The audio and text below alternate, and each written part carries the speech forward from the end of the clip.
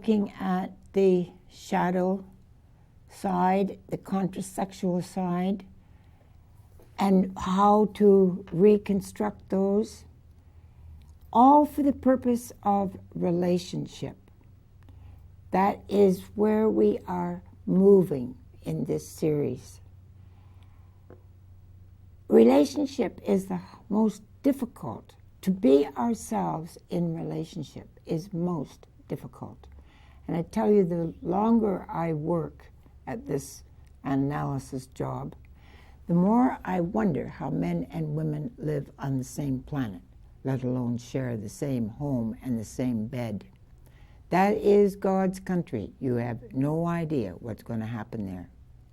What we are in now is a new vision of what relationship can be. And von Franz says, we have been through the liberation of sexuality. We are now moving in to the liberation of the heart.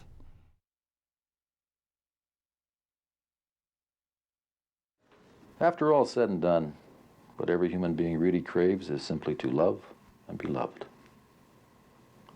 We've created artificial hearts and put men in the moon, but no one's ever figured out what makes a human relationship work. It should be easy. We've got single bars, computerized dating, sexual freedom. But there's not a day goes by when a psychoanalyst doesn't see a person with a lonely heart. That can be interpreted in two ways. One can interpret it as relating to the fate of women or relating it to the fate of the anima of a man. I take first the women.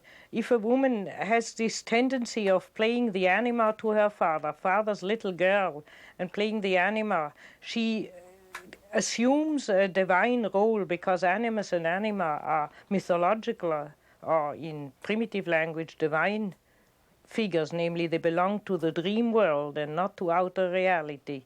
And therefore, a daughter who is flirting too much with her father and getting into a too close incestuous relationship with her father generally assumes, has a certain secret inflation. She assumes the dignity of a queen. She assumes that every man has to be at her feet like father, like she managed to bring forth with father. And she develops a certain haughtiness, feeling to be something special above the crowd. And therefore she becomes unapproachable to ordinary men. Men who try to approach her feel she's a princess, but not somebody you can comfortably take into your bed and have an animal relationship with. You can relate to them, so to speak, only on a high level. And some girls who have that father's princess-like attitude, therefore, are in great danger not to marry or to have difficulties in relating to men. In North America, many women are becoming involved in affairs. The basic requirement being that there's no feelings involved. If feelings become involved either way, then it's over. They seem to want unrelated sexuality. How do you see this? I think it has two roots. One, the deeper root is that many North American women are very unhappy, basically because of the whole way of the social life in North America. It is not enough rooted. People move too much about. Women have very little chance to establish roots to the earth, to a garden, to a house, to a community, to a surrounding where they can stay. It is this constant moving which rather pleases men, but is very unfortunate for women. And that damages the women's instinctuality, and then they want to replace it by sex, because that is then, so to speak, the last possibility to have something to do with their own body or to confirm their own physical existence.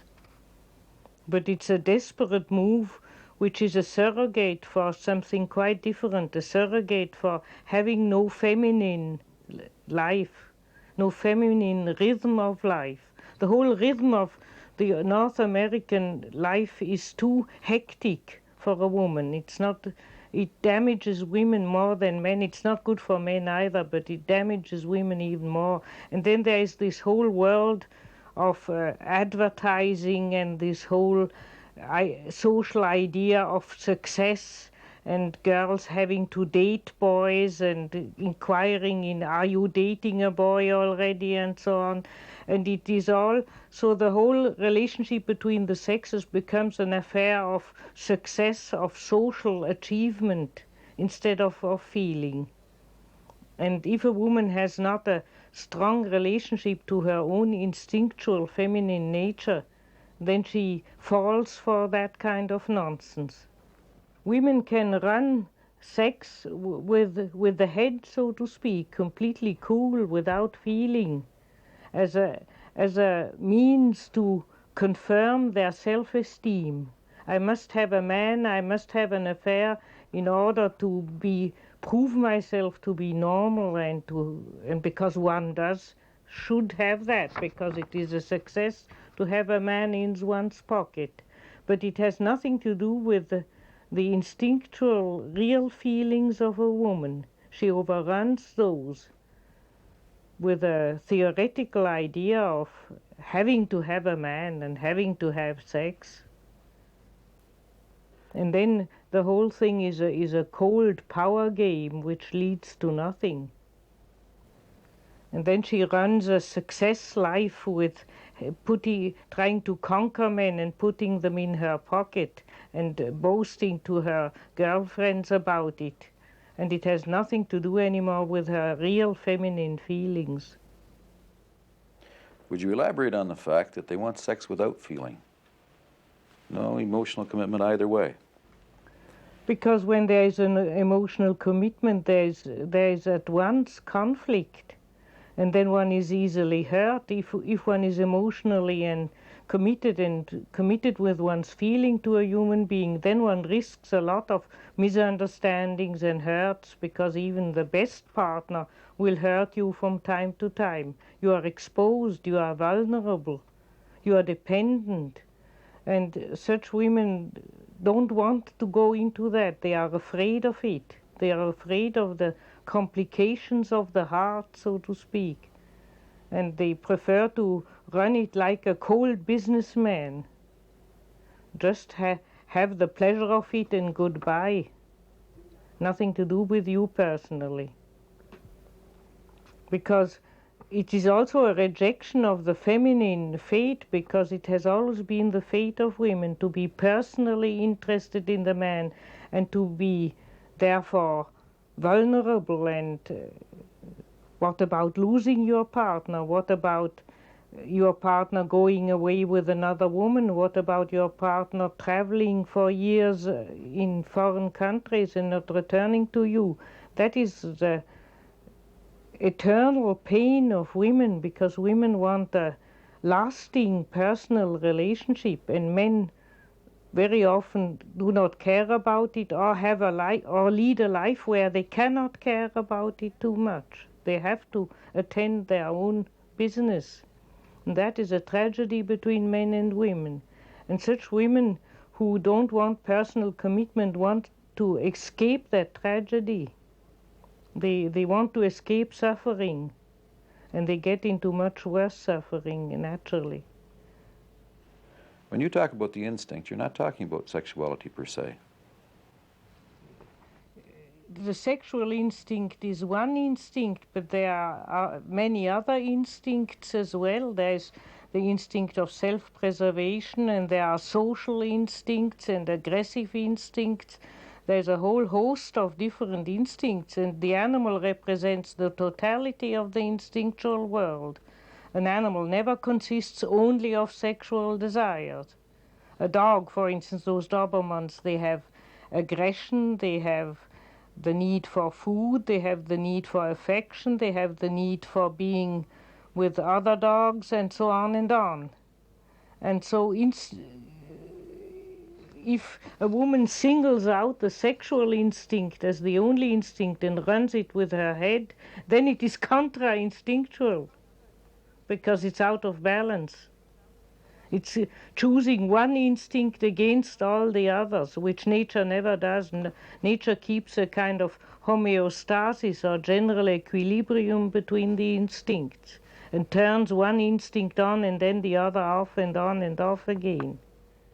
If we observe animal life, it's periodical. There are periods of for the sexual instinct. There are situations for the aggressive instinct. There are situations of the collective herd instinct, and so on. And those rhythms are regulated by totality, by the wholeness of the being.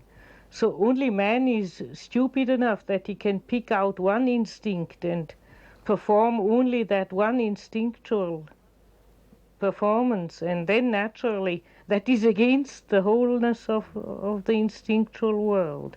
And then he does harm to his own body and to his whole life. But women's liberation would say that unrelated sexuality is an achievement. Women can do now on a large scale sexually what men have been doing for centuries. Well, I think that as far as there are still Victorian prudishness around, that is a good idea, but it is the least of the problem, because I would say that is now achieved in our modern world. A woman can live her sexual life as she likes, and so that is no longer the problem. Now comes the much bigger problem, namely a liberation of the heart. That is that's the program of the next 50 years. Liberation of the heart. There are two possibilities of human connection. The one is technical, by the boss and the employee, the bus conductor and the passenger and so on, and that is organized by rules, and even organized nowadays by psychological rules. There are training programs for managers, how they manage the employees and so on, and that is all rationalized. And the one thing which is always left out is the liking and the disliking, and the feeling reaction. For instance, what does not count, a woman would sometimes like to say, this sounds all very logical, but I have a strong feeling against it. No, nobody would put any attention to that nowadays. If she cannot formulate it as a logical deduction, just to say my feeling tells me, my feeling instinct tells me this is no good, then one just ignores it, one walks over her. And men do the same thing. Men have feelings too, but they ignore them. They think, they have a funny feeling in their stomach, and they think, oh, that is a jet lag or something, and they rationalize it away. They don't listen to the reactions of the heart. And that's what so many so-called primitive people, or so-called underdeveloped countries, people of underdeveloped countries, reproach us, quite rightly, because whatever their shortcomings are, they listen more to those feelings. To Australian Aborigine, you could still say, today I have a bad feeling, I won't move out of the camp. Or that fellow seems to make a very good offer to us, but I somehow don't like him, and therefore I'll keep away from him. That you can tell still to an Australian Aborigine, but if you say that to a white American businessman, he'll just think, oh, well, women. On Valentine's Day, little Eros takes out his bow and arrow and dusts it off and flies around and fires into our hearts. And our hearts get lonely, and they get sore, and hearts can break. Have we built in our society a wall of rationality that his arrows can't penetrate? Are we in danger of losing our capacity to love and be loved? I think that is the great problem number one of the Aquarian age, that the only thing which might save us from falling in the East and the West into a rationally over-organized mass society in which the individual is suffocated. And we have those slogans now in politics: too much state, too much organization, and so on. So people are waking up to the fact of what is negative, that the computerizing of humanity, that having too many rules, rules are always impersonal, or they are for everybody. Everybody has to keep the rules and so on. All that massification which comes from the fact of overpopulation. It's not our fault. The overpopulation demands this organization, but that suffocates the individual. While if you study primitive communities or older agricultural communities, everybody knew everybody and knew everybody personally and related to each other personally. For instance, a lot of idiots and mentally sick people didn't need to be internalized because the community just suffered them. They laughed and they said, oh, well, you know, so and so. I even remember in a village I grew up, the first day we moved in, a man came and said, my father is a kleptoman and he steals everything. So if things are stolen from you, please don't go to the police. Just come to me and I'll hand them back to you. So you see, the poor old man, kleptoman, didn't need to go to an asylum. Everybody knew his little fault and corrected it. That is personal relationship. He belonged personally to the community, including his faults. And such a society there are less criminals and there are less people ready for the lunatic asylums. Such a community can carry the individual or stand the individual and leave it a certain leeway of freedom with a kind of shrug of shoulder. Oh, well, he is like that or she is like that, in a pardoning shrug of the shoulders. People are taken for what they are, and that's what we have lost, and that's what we have to restore again in some new form.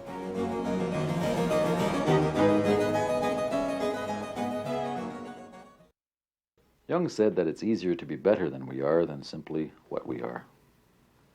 In a relationship, we try so hard to please the person that we love, and we feel so hurt when they aren't exactly what we want them to be. But relationships based on need fulfillment are rooted in power, and they merely enslave. Following the way of the dream leads to a different mode of relationship, a radically different form of love.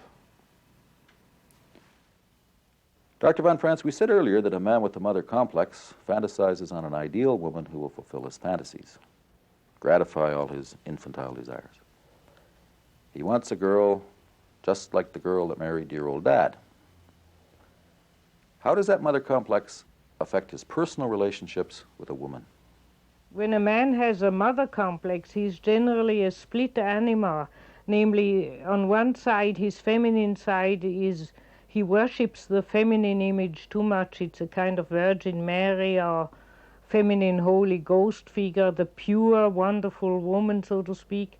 And the other is the prostitute, with whom he has sex, but whom he thoroughly despises. This kind of split in the anima between the Virgin Mary and the prostitute is typical for the mother complex. And such men then, if they have to approach a woman, they don't know how to do it, because the one they admire too much, she's too pure, you can't stretch out your hand and touch her. And the other is easily conquered, but no partner really, just something to have sex with. And such men have also in their own way trouble to relate to women because of that split anima situation. Is promiscuity in a male connected with this split?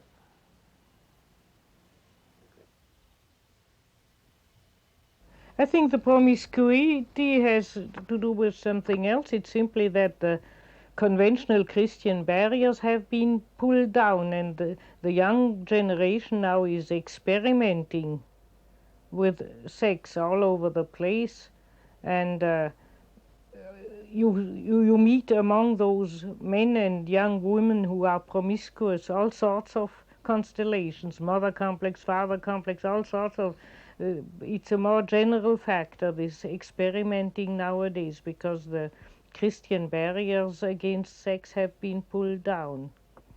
But then in the individual case, such a man would, for instance, date a girl who has a huge father complex and is therefore unapproachable, or a Rapunzel who is unapproachable in a tower, and always hesitate to go closer to her, or would even try to go to bed with her and not succeed.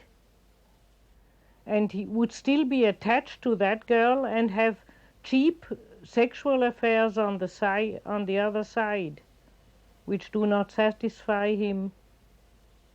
That would be the situation in such a man. He would be very unfulfilled. I'd like to talk more about your idea of liberation of the heart, differentiating it from sexual liberation. Well, feeling is my inferior function, so I have certain trouble to articulate that. But the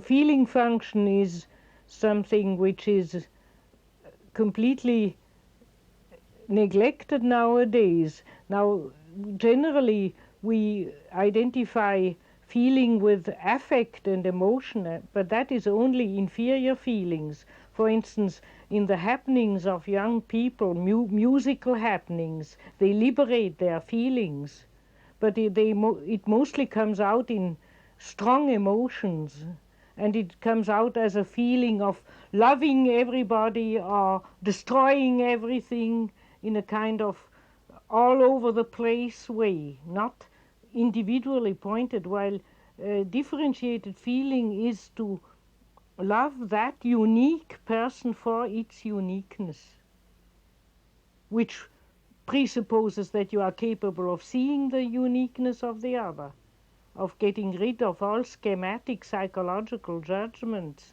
of being able to, it is ultimately something irrational and has to do with one's own development. The more one becomes a unique individual oneself, the more one individuates in the Jungian sense of the word, the more one becomes only able to also see the other person as a unique person and not have some cliché judgment about them.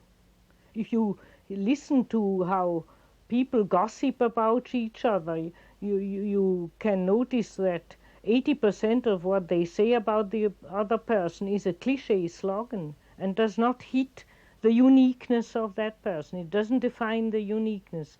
So liberation of the heart would mean to become slowly capable of feeling and sensing the uniqueness of the other's personality and to love that uniqueness.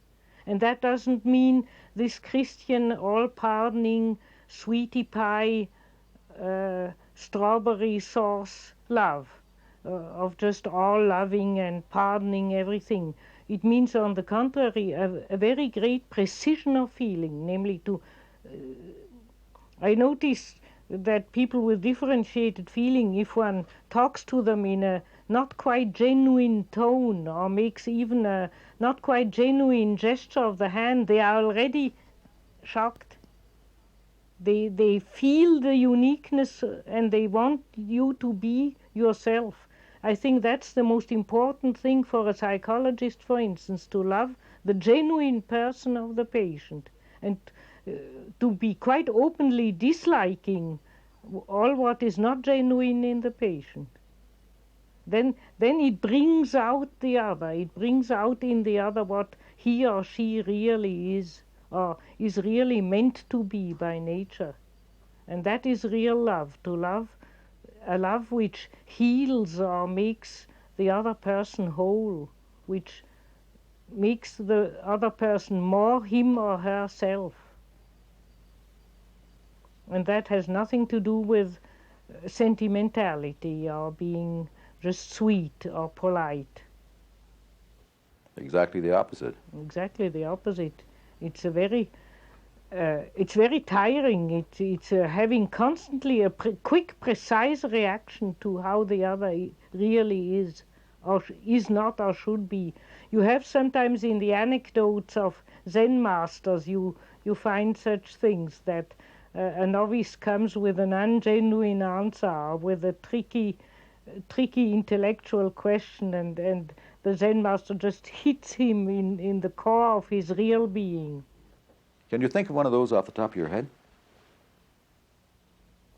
There was once a novice came in, and the master said, "Look in the stove if there is still some fire under the amber."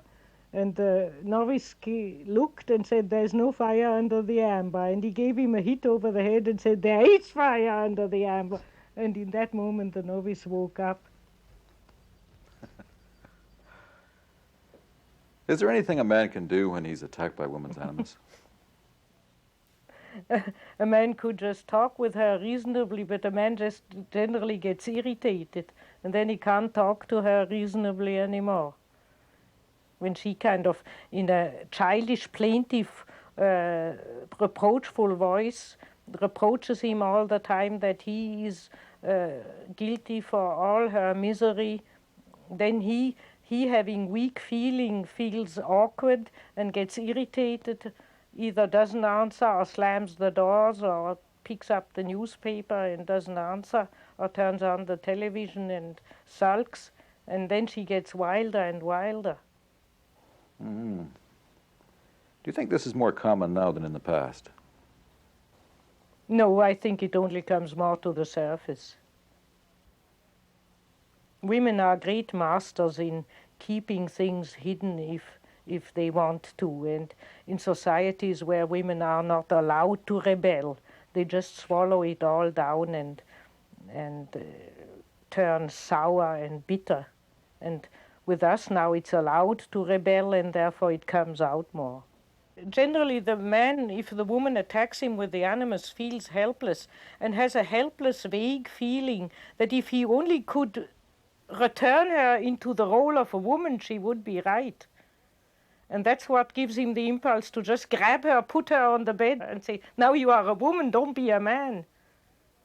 He expresses by that, "Be a woman, you are my wife, you are not a man." And that's what gives him that impulse. It helps sometimes. The German word for convincing somebody is überzeugen, to overgenerate the other. And one can sometimes convince the animus that way. I've known quite often the husband just grabbing his wife and saying, "Now come on, stop all babbling all that nonsense," and putting her right in the feminine position. So you believe there's a place for male dominance in a relationship? Yes. Naturally, there's a place for a man to be a man and a woman to be a woman. Otherwise, nature has made them that way. It doesn't need to have an attitude of dominance. You can just as well say, "Make love to her." It's just as much an expression of love. So you can say a man can sometimes break the animus possession of his wife by making love to her. It all depends how he does it. If he has real feelings, it'll reach her. If he acts that way, nothing happens. It only goes wrong. That's why I never advise when I analyze a man to do such a thing, because then he would do it acting. He would act it because I told him, and then it would certainly go wrong. It only goes right if he really has a positive feeling, a wave of positive, warm feeling towards her. Yes, but when the woman's crying and saying, "How can you do this to me? And if you do this, I'm going to leave you," is he supposed to He's got to sympathize and understand her. He has not to take all that bullshit because it'll only get worse and worse and worse. But he has to, therefore he has to refuse all that nonsense and say, when you talk in that whiny baby way to me, all sorts of nonsense, I'm not even going to listen. But he must at the same time make a gesture that the woman feels, if only she were herself, he would love her. For a man to deal with an animus-possessed woman is to love, to give a hand to the woman to say, I love you, I still love you, and to slap the animus at the same time. So that the woman feels, when I'm myself, he still loves me. When I'm not myself, he gets angry. And by that, the man can help the woman out.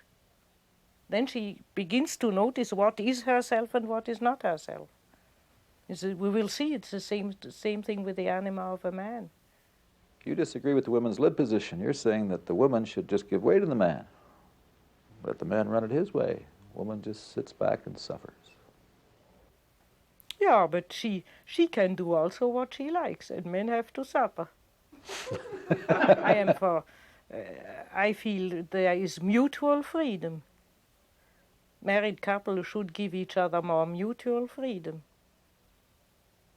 and more mutual understanding.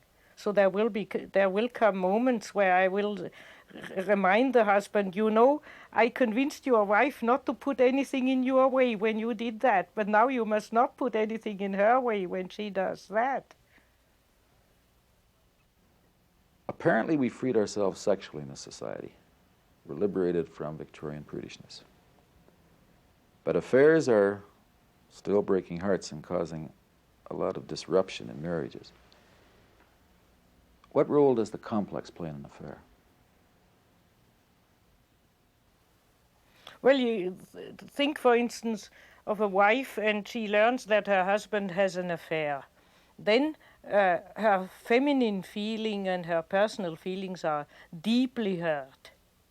And if she would react in a feminine way, she would dramatically express to her husband that she is hurt. Instead of that, the animus, who is the masculine side, said, such a thing cannot go on. We must either divorce or he must stop this affair. So you must set him a time. He must give up till the end of next month. This affair must be finished or not. You see there, this is talking like a lawyer. This is not talking like a woman. And if she doesn't even feel that way, her men friend and her woman friend will tell her, you must tell your husband that. And then she sails and she goes and she tells her husband, look here, this has to stop. This can't go on forever. I can't stand it. You have to make up your mind. Talks like a lawyer. Now the husband only vaguely feels, this isn't my wife. This is a lawyer speaking to me. And so he explodes or gets sulky. Or men very often, when the women come as a man, they become women. Then they sneak out or they begin to lie. And that infuriates her even more. And then you have the classical marriage battle, which is all over the world, the same from China till Canada. You could make a cliche of it, and it's always the same exchange of words. But the woman doesn't notice that she doesn't express her feelings. She thinks she expresses what she thinks is true, is her true opinion. But if you look at it, the sentence generally begins with, one cannot do that, one cannot. It's generally a general impersonal cliche. Such a situation cannot be carried on. One cannot behave like that.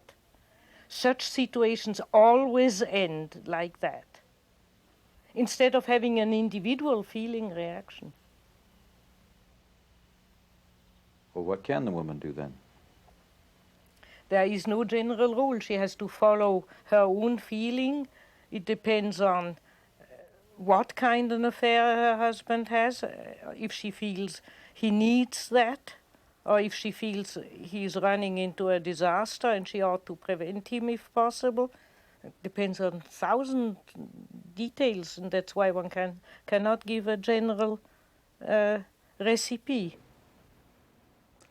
Most women would say they don't have to put up with that stuff. That's normally an animus, because it's a general opinion. I have not, one has not, being a married woman, one has not to put up with that stuff. That's a general opinion, and that does not take into account the specific situation. For instance, the poor husband might have not wanted to fall in love at all. He fell into it against his own will. So why should the woman then be furious with him? She should rather look at him as being sick. If he has the flu, she nurses him, and if he has love flu, she won't put up with it. Feeling, if the woman stays with her feeling, then she can see the whole personal implications, and she can see the whole situation in a very personal and differentiated way. And then she generally can find the wisdom to handle it somehow. While if she falls into the animus, then she goes along with collective rules which make the man feel not to be understood anymore.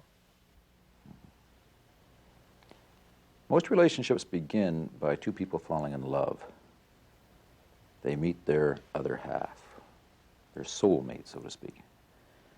What happens when that projection is withdrawn? Is the relationship over? One cannot say that ahead. Generally, when people fall in love like that in 1 second, it is mostly projection, and many marriages are concluded on the basis of complete projection. And then comes, therefore, generally a period of disillusionment where both partners discover that he or she are very different from what they had thought they were. And then comes the great test. Can they now build up a real relationship after the projection has gone, or is nothing left? After the projection is gone, there's nothing left. There are two strangers staring at each other's face and saying to themselves, how could I?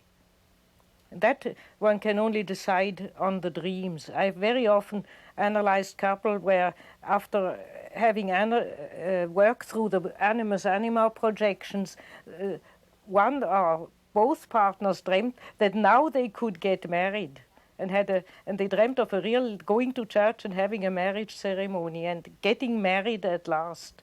As if one could say the removing of the projection has made it possible to be really related. This time for good. No, with open eyes, saying yes to each other with open eyes and knowing each other. While before that was a kind of blind infatuation. In our society, we make the most important decision of our life based on blind infatuation.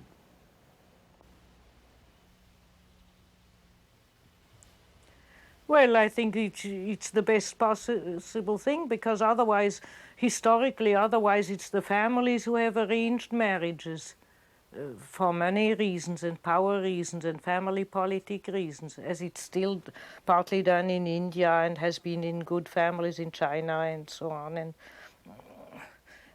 that isn't very favorable either. Then I would say rather let fate play. And then it is projection, and in many cases, if the people are instinctually healthy, they do not only project, they have a healthy instinct choosing the right partner. And if there is not a father image or a mother image disturbing the situation. And then I can say, even if it goes wrong, then they have learned something. And if you had prevented them, they wouldn't have learned anything. They would have remained blind puppies. So I think projections and error and possible divorces sometimes a detour which cannot be avoided. It's tragic and very sad, but we are now, for the first time in history of mankind, experimenting with free love, because in tribal primitive tribes, it is all tribal arrangement or family arrangement, and has mostly a status background or a background of distributing the possessions and so on. Marriage has nothing to do with love, originally as an institution. And we can't do that anymore. It's too impersonal, it's too collective. So if we want to find personal relationship, we have to experiment ourselves. And I think we will have to go through a lot of painful suffering and men torturing women and women torturing men till we wake up to a possibility of relating better to each other. It's a unique experiment in history. It's begun with the Cour d'Amour in France, when the knights could choose a woman they loved and serve, and where they had free love relationships in Western civilization. But promptly the Catholic Church has repressed it again. There were too many illegitimate children and family complications and inherited problems. So the legalizing tendency of man has suppressed it again. I always say to my people when they are in difficulties, I say, this is pioneering country where you are now. We for the first time in history, we try out to really relate men and women on a human basis. And there is bound to be a lot of error and trouble first. The modern developments of psychology don't want to abolish marriage, but they want to make it a bit less tight, less tyrannically tight, especially when the children gets older. Young children need a close, tightly family life, and therefore generally the biological drives knit couples together in the early part of their marriage. But after a certain while it is important and it has probably a social motivation. If the community consists of all little happy, tightly knit families, then there is no general communal life. They are all little packages, not relating to each other, only saying my children are better than your children, so to speak. While therefore, when the children get older, there is generally a tendency of the unconscious to not dissolve marriage, but to loosen its to demand more freedom for both partners. So I am for a certain freedom for the men, but just as much for the women. And fidelity? Well, the question is fidelity what the law decides, namely that you may not go to bed with another partner, which might mean nothing. Jung said you can commit adultery sometimes by just looking into somebody's eyes lovingly, and that might mean more than having a bed affair, which means nothing. So what is adultery? What is fidelity? Fidelity is, I think, has to be something not so defined in a purely outer way. It is a kind of, to me, fidelity is a basic loyalty to the essence of the other person.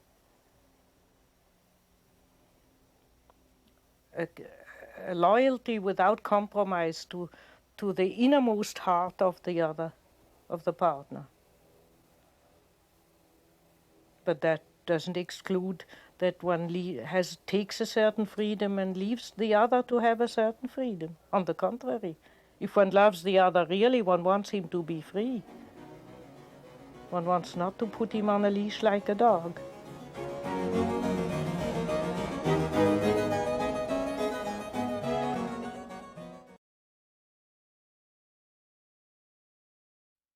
And now we are arriving at the source, what Jung calls the self. The energies that have been coming together throughout this whole program and are held at that core. The divine feminine, the divine masculine in the inner marriage. This is not to say that the energy is static. Indeed, the images of the inner core keep shifting, but the essence is the same.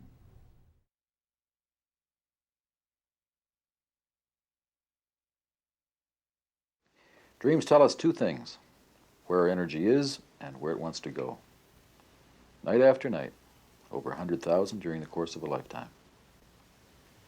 If we look at dreams over a long period of time, we begin to see meaningful connections between them. Dr. von Franz, in your work as an analyst, have you observed an overall pattern in the dream life of an individual? There is still a lot of study to be done that hasn't been investigated enough.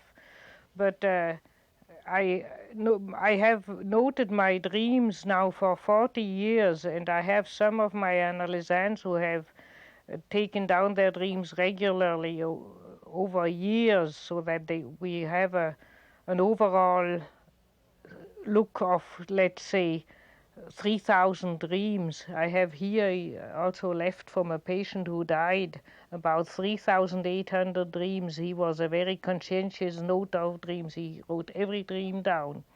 And there you see that it is like making a plait. It is one motif comes, appears and reappears. There is something periodical about it. One of my analysants, for instance, picked out themes of his dreams, the theme of fighting, the theme of the father, the theme of he was a sportsman of sports, the theme of his main problems, so to speak. And then he noted that they are always coming up, redisappearing, coming up, redisappearing. And one can, if one follows up one strand, one sees how the father problem or the problem of doing sports or something slowly changes through it, as if there's a slow, gradual change. That's why people are very often discouraged and say, I'm still dreaming about father shouting at me. That's a dream I've had at the beginning of my analysis. I haven't developed at all. But I always say, wait a minute, if we look at it very closely, if we follow up all the dreams you had about your father, you will see there is a slight change. The change is very gradual. But it is as if something in the depth of the person was cooking the theme and sending up messages from time to time, and you slowly see that there is a ripening of the problem. For instance, a negative father figure becomes more and more amenable, appears less dangerous, or something like that. Or you have a danger situation which occurs already in the beginning dreams, and it occurs again in later dreams, but in later dreams there's a solution to it. There's a little continuation which ends better. So as if nature would slowly brood on those problems and slowly develop them. And that's the whole idea of dream interpretation. By interpreting dream, by joining in with the conscious attention, one can speed up that maturing. There is a kind of natural maturing process, or a natural process of working out problems. And analysis is nothing else than to concentrate conscious attention on that natural maturing process, so that it is speeded up. As if you would add fire to it, you would add attention to it, and then it goes faster. Our conscious life seems to go through definite stages of development, childhood, adolescence, etc. Do dreams show a parallel development? There is an essential difference between the dreams of very young people and of aging people. And in the middle of life there is a transition stage where it's mixed up. But you can say that in general, in very young people, the dreams try to help them to adapt to life. There's an outward moving towards adaptation of life to fulfill the love life, the personal ambition, the ego identity of and all these goals of the first half of life. And then the more people are aging after 35, 40 years old, there is an adaptation towards the inner life, finding one's own meaning of life. But nowadays, even that becomes sometimes urgent with young people. We are so crushed by the mass-mindedness of our civilizations due to the problem of overpopulation. Everybody feels superfluous. Everybody feels if I would be removed to the cemetery, that would change nothing in the whole reality. Mankind would just teem on this planet, and there would be just one less who eats the food, and that would be really a blessing. So the mass-mindedness and our whole situation crushes us and makes us feel superfluous and unimportant. In our professional life, we can always be replaced by 20 others who want the same post. There's a bustling around about having the same position. And that has a very destructive effect on modern man. Either he compensates it by becoming ambitious and megalomaniac and wanting to be the top dog to at least achieve something, or he feels completely crushed and superfluous, and there's a kind of sneaky depression coming up in him. And that sneaky depression you find, for instance, nowadays in many young people. They are kind of in a hidden way deeply depressed and discouraged. They don't believe in their own life and in the meaning of their own existence. Now all the dreams center around pointing out to the individual the unique meaning of its unique life. And that is perhaps the most important aspect of dream life. It is as if you can say in a forest there are 2,000 trees, but if you look at it closer and accurately, every tree is a personality. Not two trees are the same. They are all personalities.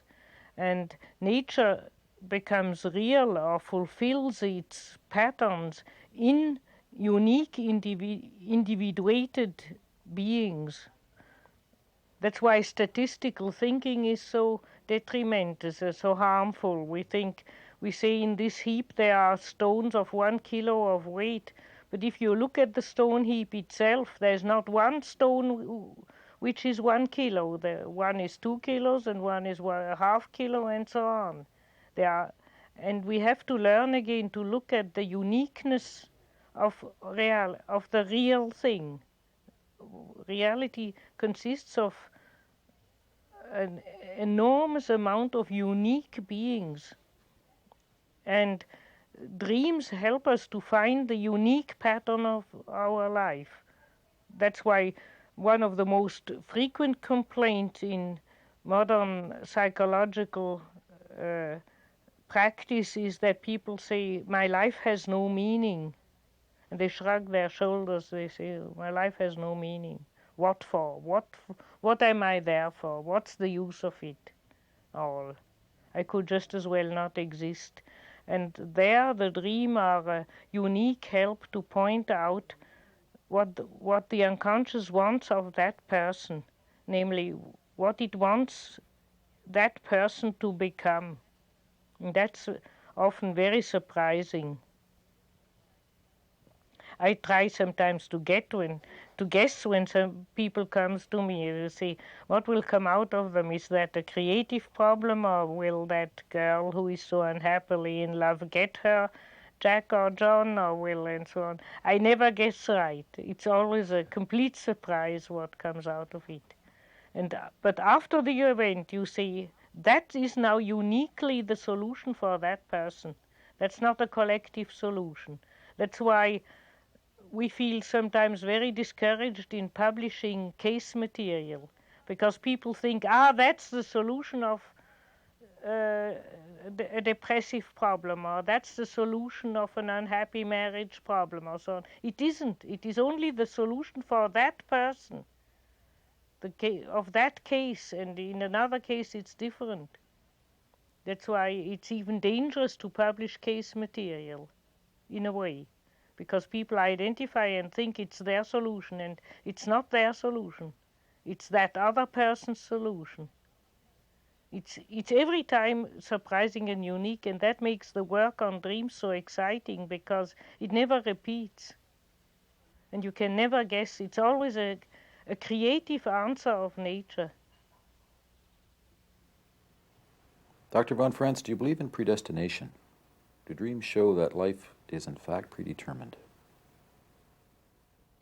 I think the theological idea of predestination is based on a feeling that there is a pre-existing pattern, and there is naturally a lot of a human life has a pre-existing pattern. If you only think of the fact that you are born as a man or a woman, and that you are born as a white man or a Chinese man, or that you are born in this place and not in another place, and that you are born in this family and not in another, there is already a lot is predestined through that. There is a given pattern. But there is also a certain leeway of freedom. Otherwise, there would be no therapy. Otherwise, we could give up therapy and say people have to fulfill the pattern of their life anyhow. So what? You can't change it. And that's not true. By making the pattern, by reading the pattern through the dreams and making them conscious, we can give it certain turns. We can, in a way, not escape our fate, but we can give it a more positive turn. It makes a difference if we say yes to our fate and fulfill it positively, as if we are resisting it and dragged to it. And so we can say there is a certain predestination, but it's not absolute. It's not like the fatalistic idea of Allah has decided it and it'll just go that way. We can, and that's why therapy has a meaning. We can, by understanding the pattern of our life, change it a bit and avoid certain negative consequences of it. Give it a relatively more positive aspect. And is there such a thing as a death dream? Do dreams announce death? I have now just started a study on last dreams of people before they enter the coma. And the dreams of dying people are not about death, but generally about either a journey. They have to get ready for a journey, or they have to go through a dark tunnel and be reborn into another world, or they have to go through a disagreeable darkness or dark cloud to come out in another space, or they are going to finally meet their beloved partner. That's the famous motif of the death as a marriage with one's own other inner half. Or they dream about when they are worried, when they are strongly identified with their body and therefore inclined to think that when the body is finished, everything is finished. Then they have dreams which try to detach them from the body. I remember, for instance, a dream of a man who dreamt just before he died. He was a cavalrist, that his soldier came and said, officer, look at what I have to show you. And he showed him the decaying corpse of his horse. Jung interpreted that it was saying, the warm-blooded animal which you are is going to die. That's what's going to happen to it. But it's not you. It's only the warm-blooded animal body which is going to decay, but not you yourself, because he was looking at the corpse of the horse. He was still there. So the dreams of dying people show a tremendous variety, which generally they are the same archetypal motif which comparative ethnology has found out about death rituals and death beliefs of life after death in the different human populations. That it is a rebirth, that it is a long, long journey into another country, that it is a transformation, that it is a partial destruction, but something survives, and so on. There are very many motifs. Earlier you told me a dream of a dying woman. Well, that was a very simple woman, and she told the nurse in the morning after breakfast, tonight I had a strange dream. I dreamt that there was a candle on the windowsill, and it was slowly burning down, and it began to flicker. And I had a panic, and I thought, my God, now the great darkness is coming, the great darkness is coming. And then suddenly there was a change, and the candle was outside the windowsill on the outer part of the window, and was big and burning quietly again. Isn't that a strange dream? 4 hours after that dream, she died. The dream seems to tell her, yes, the candle of your light is flickering, it's going out, but it will continue in another medium. Beyond a certain threshold, the window would be an isolating threshold. It is going on in another sphere. That very same life is going on. She was very comforted by the dream without understanding it. And that is a typical dream of a dying person. You have many such dreams. For instance, I remember another dream which has been published by a medical doctor of a man who dreamt that he saw an abyss, and at the border of the abyss was growing a big tree, and the tree was slowly losing its roots and having its roots in midair. And suddenly there was an earthquake, and the tree was falling down. And he thought, that's the end. And at that moment, the tree began to hover in midair and to continue to exist in midair without having roots in the earth, just growing on. As if the unconscious would say, your tree of life is losing only its contact with earthly reality, but it's not dying. It's growing on. The life process is going on in another medium. And that's the gist of most dreams of dying people. That's why it is very worthwhile to continue analysis with dying people. Many psychological schools don't bother anymore about old or dying people because they think they have nothing to adapt to life anymore. What about sex problems? When you are on your deathbed, it's no longer something you can deal with. But you can see that the voice of nature, the voice of instinct, which are the dream, help the people to die in peace and to comfort them. When many people to whom I told such dreams objected, that is wishful thinking.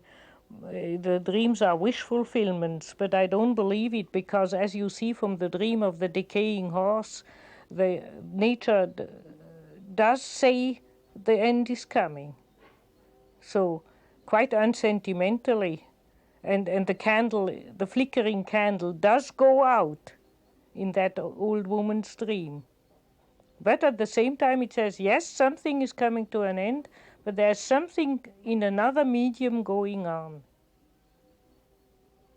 It's very difficult to imagine how and what, but we can only take it as such.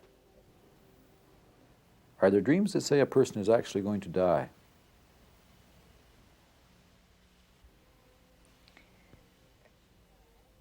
Till they are actually dead, you are never quite sure.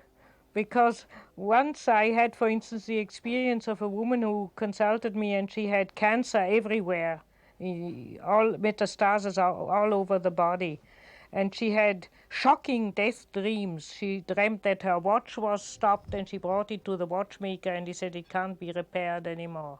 She saw her favorite tree felled in the garden, and it was gone. And I didn't even interpret the dreams to her. She said to me sadly, that clearly says the outcome of my illness. While the doctors told her, you will be better and it'll be all right and so on, in the usual way. But she was sure. She had a terrible shock from that and pulled up her sock and faced her problem. She had a problem she hadn't faced. And I can only say she's still alive after 15 years. So she had death dreams to give her a death shock. But it was like that. She could have died and she could have not died. She chose to, out of shock, she chose to live. And that's why, since I have experienced that, I would say even if people have death dreams, it might only mean that they should face death. It doesn't mean that it will actually happen. But it certainly means they must face it. They must come to a naked confrontation with the fact that their life might come to an end. But if that can give them a salutary shock and they continue to live, or if it actually means now it is finished, that I would never dare to say before the end has come.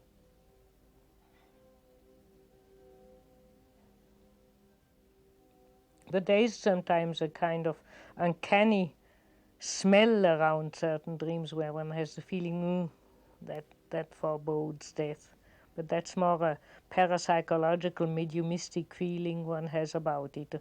Scientifically, I couldn't give any reasons why that dream means actual death and the other means only the problem of death. There's sometimes one gets a gruesome shiver when people tell you a death dream, and then it's as if your nervous sympathetic system would say, watch out. This really means death. Based on your experience of dreams, do you believe in life after death? I wouldn't say I believe in it. That is a bit too strong. I would say it seems to me from the dreams that there is a life after death. And because I think that dreams do not cheat and are not wish fulfillment, there must be something going on. There must be an aspect of life or the psyche going on.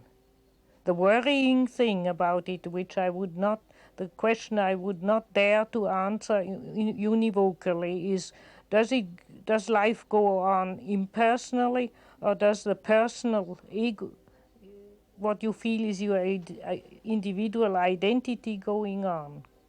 There are contradictory documents in that way.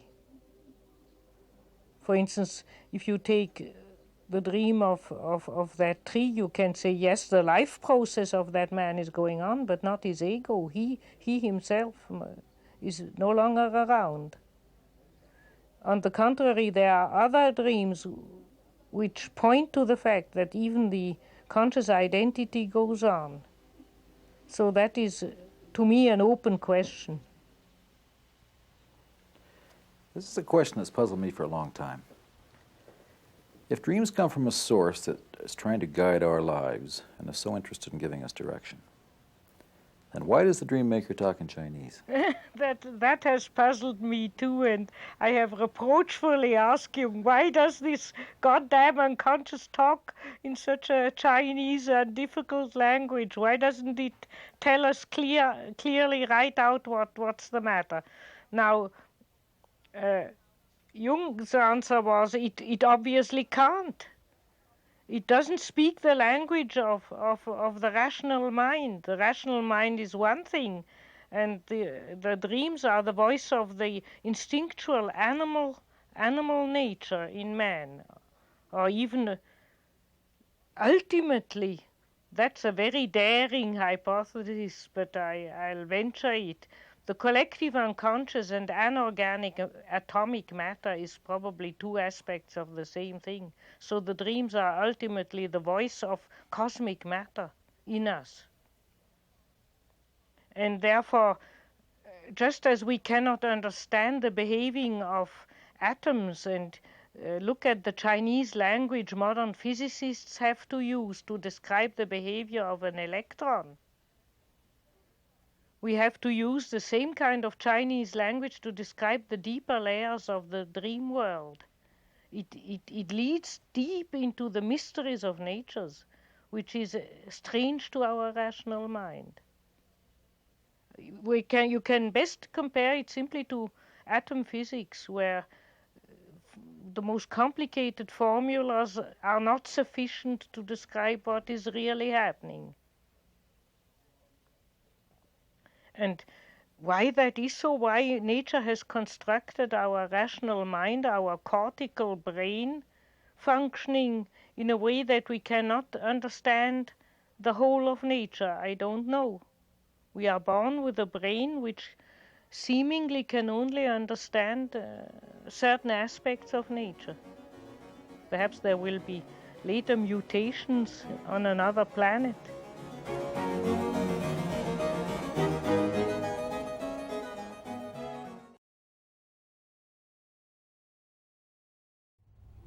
We arrive one night, to our amazement, at a dream such as we never had before. It just shocks us because it is full of new images, new vision, and it's saying, this was okay this far. Now we're moving in a whole new dimension. And the images from that point on radically shift. Such a dream you will hear in the last program, a dream on how to interpret a dream.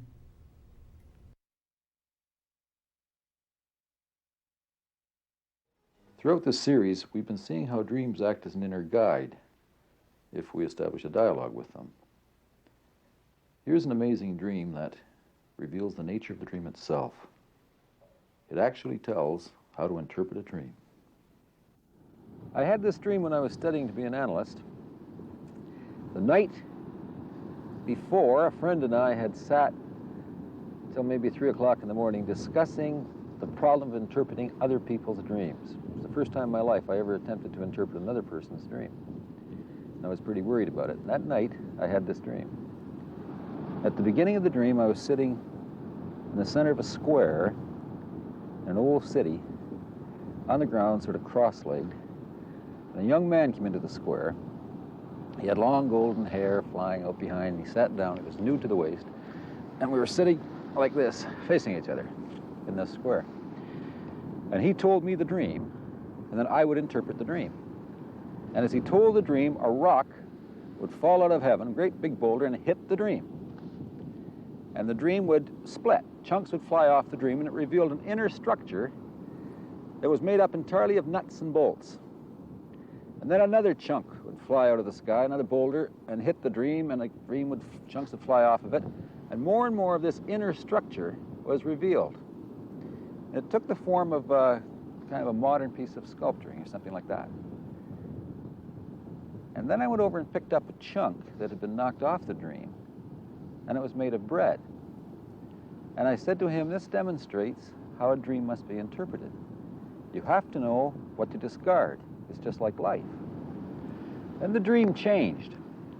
And the youth and I now sat opposite each other, but on the banks of a river. And the dream no longer took the form of the nuts and bolts skeleton and the bread. It now took the form of a pyramid, which was made up, the sides of it made up of many, many colors. And each color was either a triangle or a cube. It was as if this pyramid, about 5 feet high, was shingled on all sides. And these colors kept changing, an incredible flux of color change. And I explained to him this was the way that a dream worked, that it compensated. As one color changed, then the other color had to change. As one energy went there, another energy had to go here. And this balancing was involved in what the dreams were about. Then again the dream changed. And the pyramid, which had been so beautiful with all the many colors, was now composed entirely of shit. And I looked at the pyramid of shit, and I looked up, and it was as if there was another pyramid on top, which I couldn't see. And the bottom pyramid came up like that, and it would form an apex, the top one being here, the bottom one like that. But this central area wasn't there. And I couldn't understand that. And I looked down, and as I looked down into the pyramid of shit, I realized the hand of God is in the shit. Those were the exact words that came to me. And then I knew why I couldn't see this invisible point, because that glowing white point was the face of God, and no one looks at the face of God and lives. It was as if, well, like a hole in a fence. You can't see the hole if you haven't got the fence. That what's visible makes the invisible, visible. And then I woke up.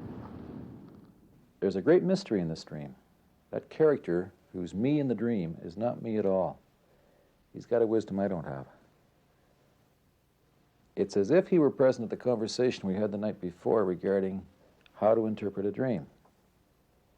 And then he comes up with an answer. Because this is such a vitally important question, the unconscious revealed him that beautiful dream, as if the self, as the sender of the dream, introduced him or itself to him and say, I am the maker of the dream, look what it is. And he first is in the square of a walled city. In Europe in old times, since Roman times, walled cities were always sketched according, laid out according to a cross in the middle, a square or a circle, and a cross in the middle in mandala form.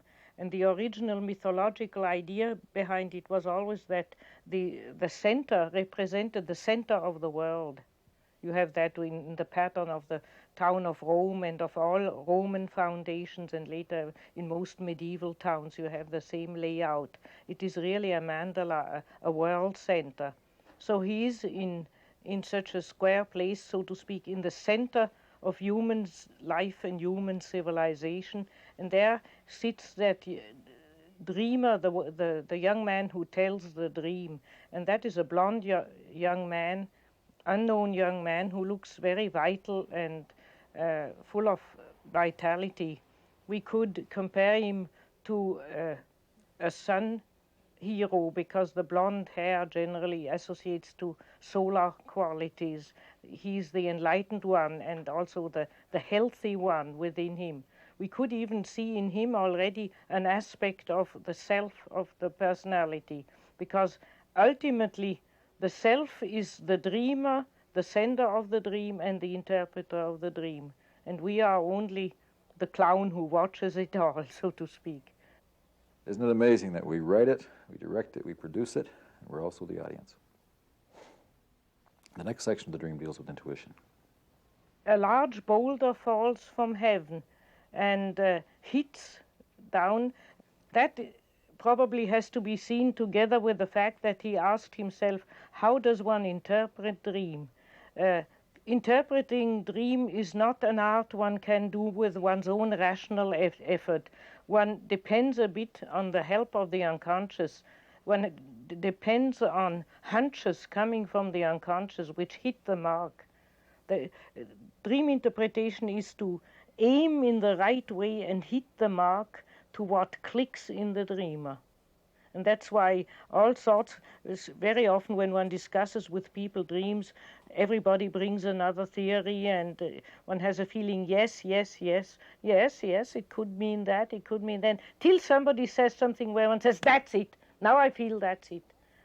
Then the boulder has fallen from heaven. We don't make that.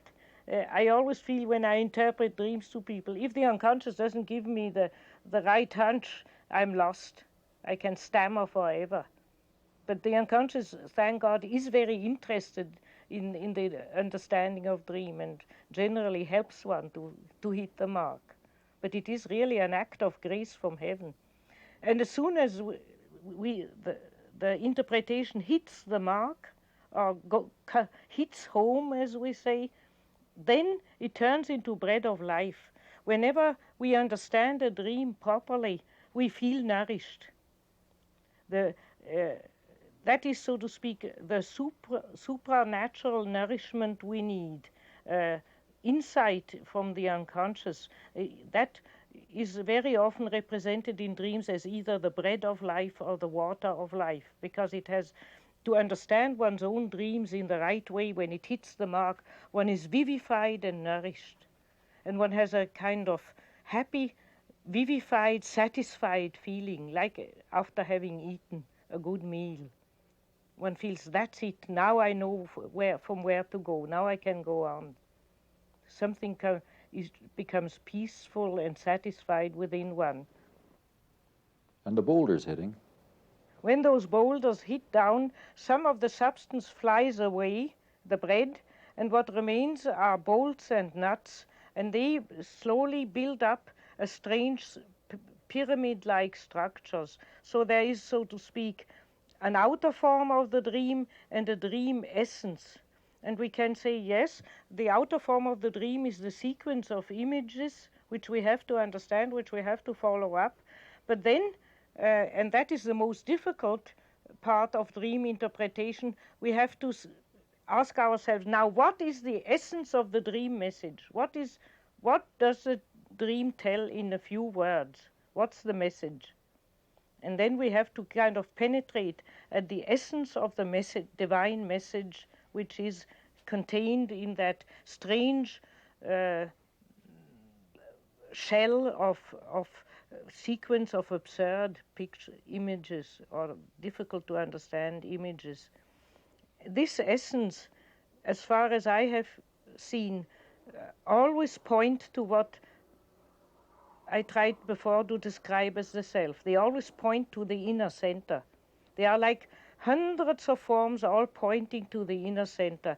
Every dream is an attempt of nature to center us, to relate us again back to our innermost center, and by that, thus to stabilize our personality. Will you elaborate on the nuts and bolts? What remains as structures are bolts and nuts.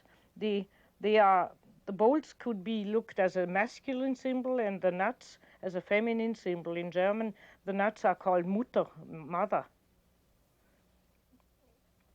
Therefore, it's a union of the masculine and feminine principle. It's a union of opposites, and bolts and nuts are there to connect, to make connections. How does this relate to the central theme of dream interpretation? We can say that every dream makes an essential connection between our ego consciousness and our inner center, a lasting connection. Everybody who has observed and watched his own dreams over years will have a series of dreams in mind of which he will inwardly say, that dream and what it meant I will never forget. One is forever linked with it, and through that dream one is linked with one's inner center. It's always struck me as strange the way that the nuts and bolts changed into the pyramid in the dream, and then the pyramid itself transformed. What's the meaning of the transformations? This pyramid, which is first kind of like an abstract sculpture or an abstract iron structure even, then changes into a softer symbol, but that is the next part of the dream. Okay. The question first is that dream interpretation, it is explained to the dreamer, is to know what to discard and what to keep, like in life too. That is just really true, because the dream has a surface which one has to discard. For instance, dreams being pure nature have used sometimes very absurd or very bad taste similes. I remember, for instance, a painter analysand who dreamt that he was taking a shit at the toilet, and he produced so much and much and much more that the toilet overflew, and it couldn't keep it anymore. And then we found out what happened. The evening before, he had started a painting and had taken a too small canvas. And then a lot of more fantasies came, and he couldn't put them on the canvas anymore. And because he was a bit stingy, he didn't want to buy a bigger canvas. And the dream clearly commented, but you see, the dream does not follow the rules of our good education and ideas of good manners. It speaks a nature language, and the surface is sometimes very repellent or just stupid. People always say, tonight I had just an absurd, stupid dreams. And that we have to discard the image, so to speak, and break through to the meaning. The image is not the important thing. The meaning, the message is the important thing. just as in life too, as is said. At that point, the dream made a very fast transition. Suddenly the settings by a fast-flowing river. And the dream was no longer this structure of nuts and bolts and bread. It was now a pyramid. The pyramid would be maybe 5 feet high, 4-sided pyramid, and the sides of the pyramid, it was as if it was shingled. And the shingles were triangles and squares. And each shingle was illuminated with a light, a colored light. It would glow. And the colors kept shifting. And as a color would shift here, another color would come on over here. So it was always balanced. And I said to him, this is how dreams compensate in the psyche. That as the energy shifts, more energy here, then it has to be compensated by less energy here. And the dream changed again. The beautiful pyramid of many colors transformed into a pyramid of shit. And it was strange because it was as if there was another pyramid on top of the base pyramid. It would go like this. And this central area here, where the two would cross, wasn't visible. There was nothing there. And it struck me as strange because it was the only point that would keep the thing together. And as I looked into that point, that center little area, it started to glow. And it got more intense and more intense. And then I looked down, and it came to me a realization that the hand of God is in the shit. Those are the exact words. It is as if the first part of the dream tried to explain to the dreamer what the dreams are in their essence and where they come from. And the second part of the dream tries to explain to the dreamer how do dreams function within the flow of life, within the course of life. The river is also an image of time, of the flow of time. And that is naturally a question, not only what does this or that dream means, but what is the whole river of dream life we have every night? What is it? What's the meaning of it? Where does that come from? Well, what's the basic principle of its aliveness? And there, the structure of bolts and nuts changes into a pyramid shingled with thousands of quadrangles and triangles, colored triangles, and it is constantly alive and moving. Now, the pyramid, that would be a symbol of what Jung calls the self, the innermost divine center of the psyche. It is like an image of the self for men and women, while women, if it's personified in men, it's more a wise old man, and if it's personified in a woman, it's generally more a wise old woman. When it's not personified, when it is what one would call a mandala, then it is beyond the differences of sex. It simply means the innermost center of the human psyche. And it is a pyramid which is built of 4 triangles. The Egyptian pyramids were built in this form, and the uppermost end, the point of the pyramid, was finished with such a 4th triangle stone, which finished the pyramid. And that uppermost stone was, we can't see that anymore because it's fallen off, but probably was covered with gold, and it was oriented in a way so that always it was first hit by the first ray of the rising sun. Why were kings buried inside these enormous pyramidal structures?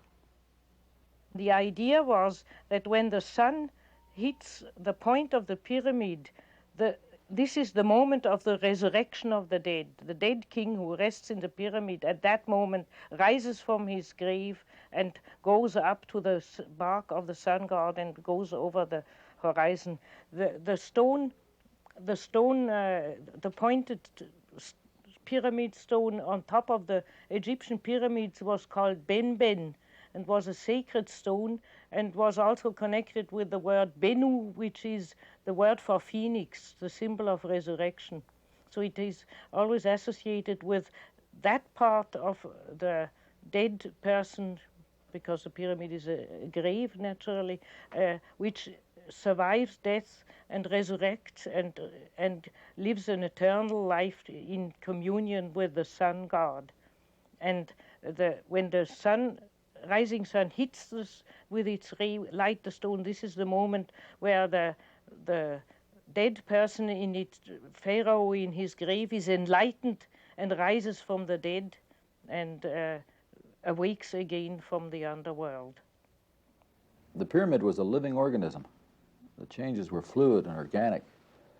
They were unpredictable. The dream stresses that all these many shingles which make triangular and quadrangular shingles which make up the pyramid are colored in 1,000 forms of colored nuances, and that whenever on one side of the pyramid one color nuances changes because it's in constant changing life, then on the other parts another color must be changed, so that there is always a kind of fluid equilibrium preserved throughout the whole pyramid.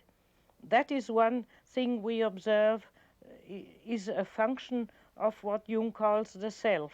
The self, this innermost regulating center of our psychological system, seems to aim at keeping the whole psychological system in a fluid balance. That has to do with what we call the law of compensation. Whenever we take on in consciousness a lopsided attitude, too rational or too spiritual or too materialistic or too driven by a single drive or too ambitious or whatever you like, if we exaggerate one aspect of our personality, then the dreams compensate by bringing up that which outweighs it to the other side. That's why St. Augustine, after his conversion to highest spirituality, said, "Thank God I'm not responsible for my dreams." He must have had some who pulled him right down, but he never tells us. The law of compensation seems to aim not as mechanically compensate. If I try to be good, my dreams are bad, or if I try to be too cheerful, my dreams are melancholy. Or it's not a mechanical bringing in the opposite. It is a compensation in view of a totality. As if to say, you are lopsided, not in itself, but you are lopsided compared to your inner totality. That's what seems to be the essential wisdom of the dream, to preserve a balance of all thinkable psychic opposites and establish a kind of middle way or middle line. The unconscious seems to be very much in favor of the Chinese yin-yang philosophy, or this idea of the Tao being a subtle balance of opposites. Or rather, naturally, the yin-yang philosophy of the Chinese is based on revelations of the unconscious, or on studying the function of the unconscious. It was a strange experience looking into the apex of that pyramid. There should have been a structure there, and there wasn't. There was only light. Just as in the real Egyptian pyramid, the uppermost point is the most numinous, important part of the whole structure, so it is in this dream pyramid. The upper point is empty space, is something invisible, but which is at the same time radiating a light. One is naturally reminded of the Buddhist teaching of nirvana being the uttermost point of emptiness, of the self being not an empty emptiness, but an emptiness full of life, but having no specific delineable content, and being the source of inner enlightenment.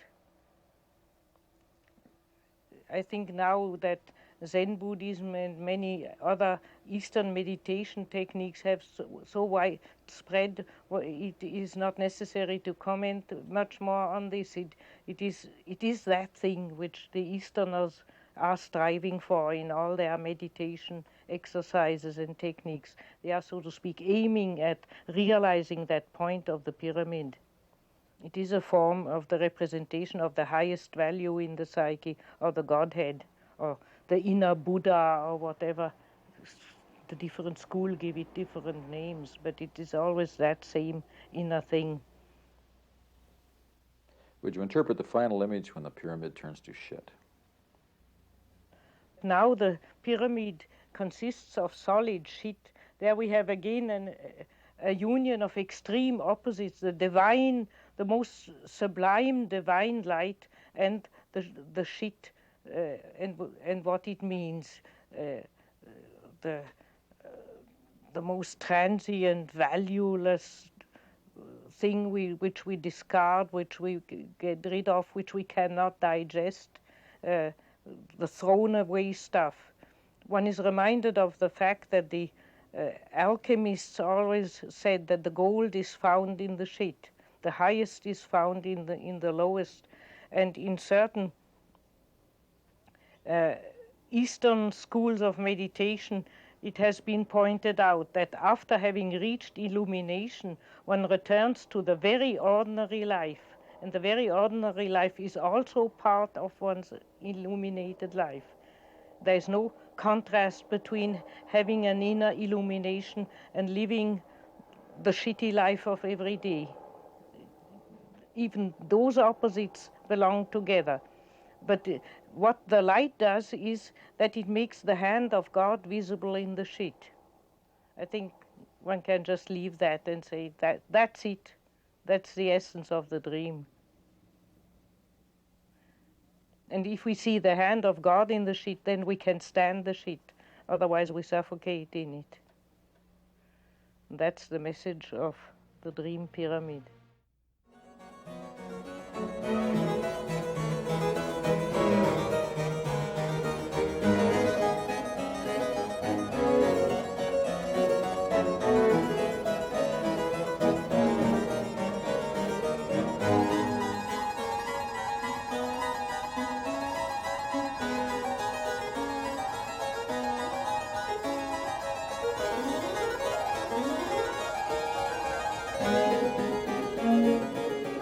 He dreamt he was a butterfly.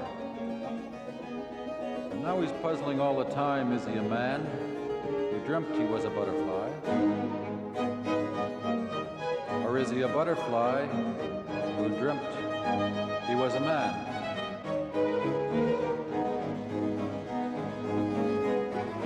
Are we the dream of the self, or is the self our dream?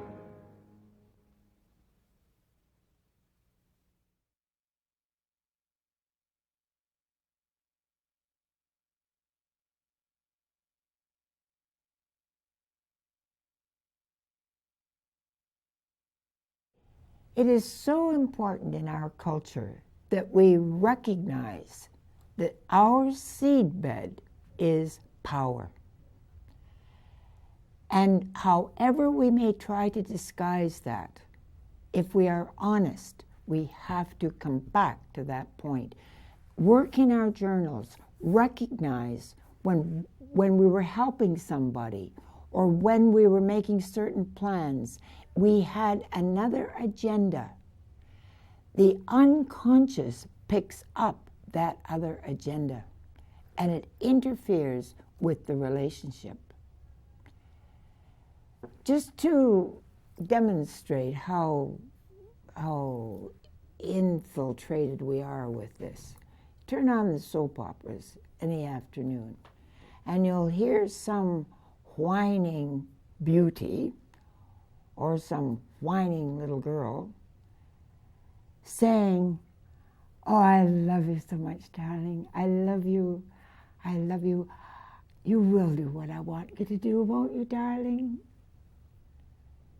And I just wish that some man would say, "No, I won't." It might wake the both of them up. Because that is coming from power. It's contemptible that two adult people can fall for that kind of relationship. But it is the shadow of power in both people.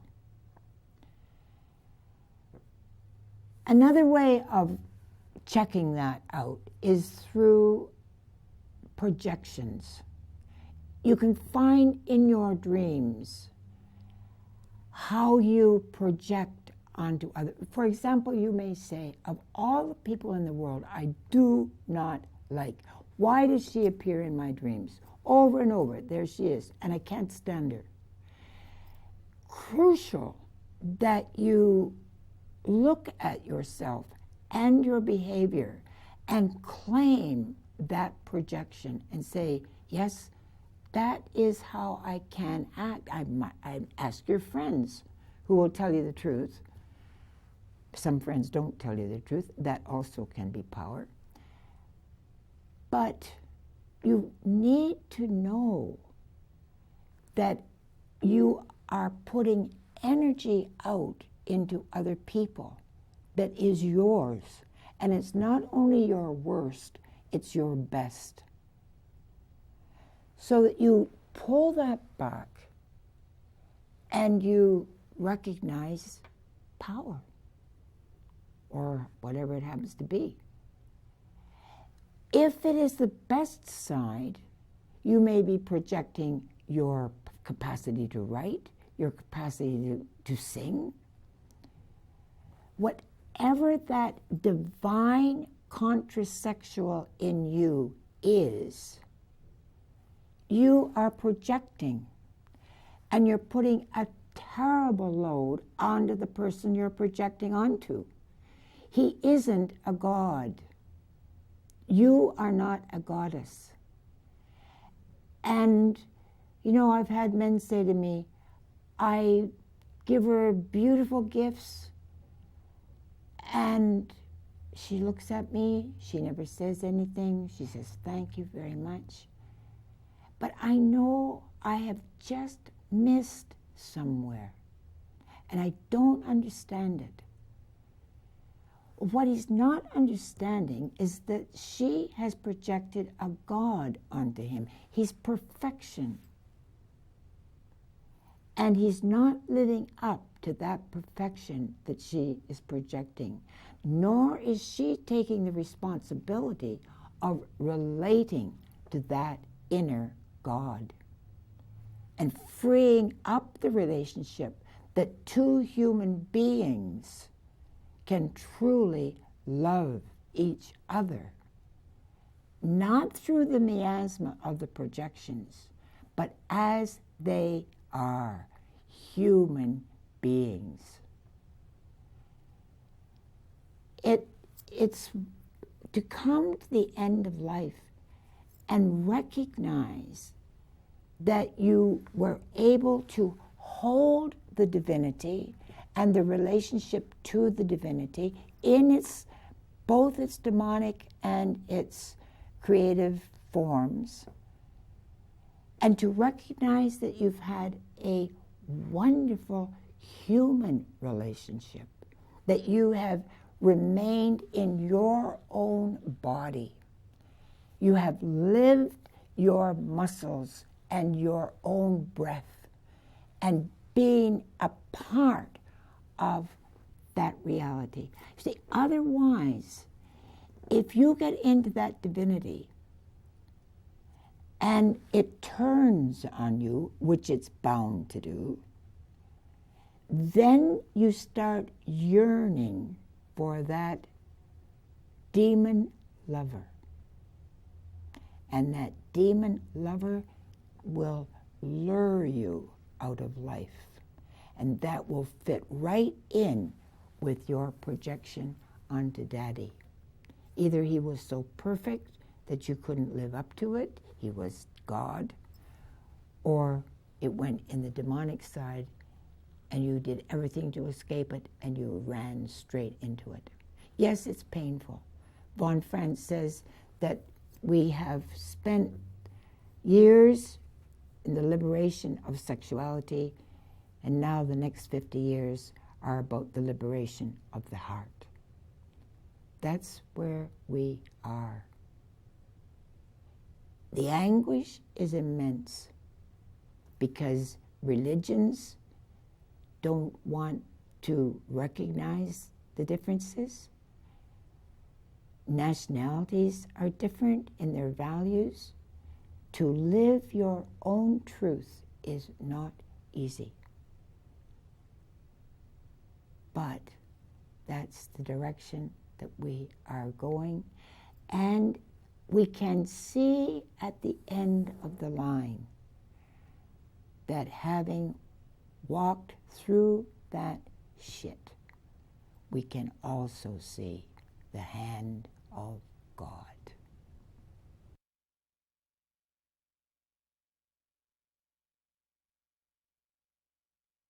I'd like to suggest one way in which the soul, the self, soul and spirit combined in the divine marriage is the self. How the self manifests. And I'd like to recite a short poem by a Chinese philosopher.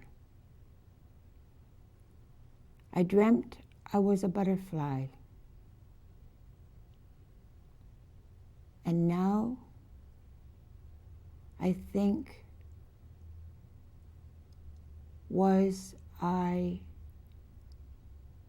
a man dreaming I was a butterfly? Or was I a butterfly dreaming I was a man?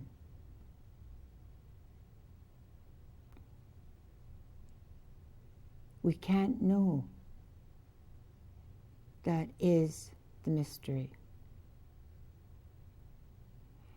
As we circle this center and hold the mystery, an amazing thing happens. Now you, in your living room, have been able to watch a couple of programs, maybe 4 programs in the evening or whatever. But I suggest that sometime you immerse yourself in the material. 10 hours a day. And watch what happens to your body. You may find a totally new energy emerging. We used to find that when we showed the whole series in one weekend. People who were exhausted when they arrived on Friday night were fully energized by Sunday. Because the self-energy is released. You hold that place at center. If someone, like von Franz, for example,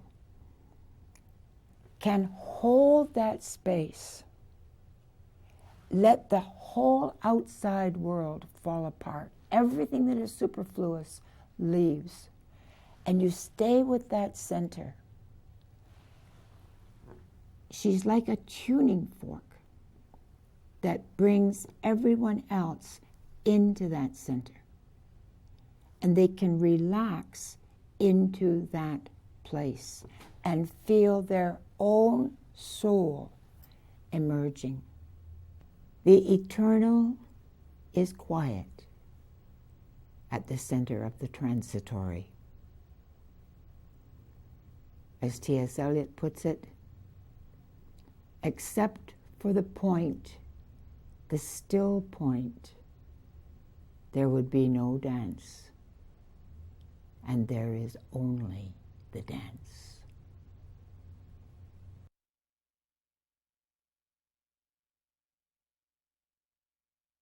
I'd like to give you a poem about the divine marriage. Rilke's poem. This is the creature there has never been. They never knew it.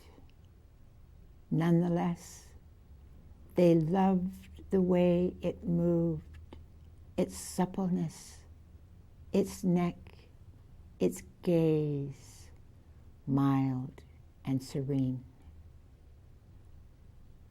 Not there, because they loved it, it behaved as if it were. They always left some space, and in that clear unbroken space they saved, it gently reared its head with scarce a trace of not being there. They fed it, not with corn, but only with the possibility of being. And that was able to confer such strength. Its brow put forth a horn, one horn. Whitely it stole up to the maid, to be within the silver mirror and in her. Enjoy your dreams.